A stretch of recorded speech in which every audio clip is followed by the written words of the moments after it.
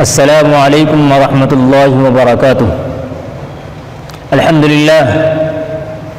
لله الواحد الأحد الصمد الذي لم يلد ولم يولد.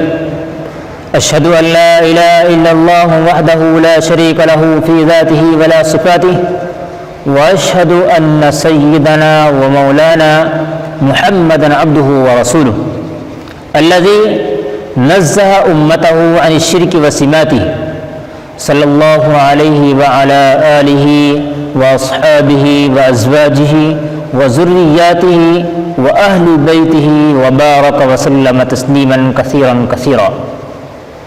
أما بعد، فيا معشر الإخوان، اعلموا أن من آداب المعاشرة الإسلامية إصلاح الجنان، ومن إصلاحه تزكيته عن شوائب الشرك في كل شان. فقد قال رسول الله صلى الله عليه وسلم: ثنتان موجبتان. قال رجل: يا رسول الله ما الموجبتان؟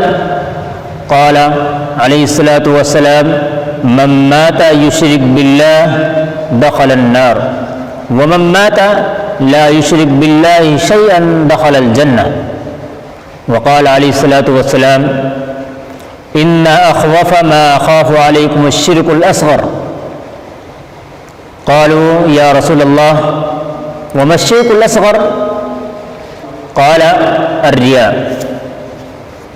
وقال عليه الصلاة والسلام: قال الله تعالى: أنا أغنى الشركاء عن الشرك، من عمل عملا أشرك فيه معي غيري تركته وشركه وأنا منه بريء هو للذي عمله. أعوذ بالله من الشيطان الرجيم. بسم الله الرحمن الرحيم.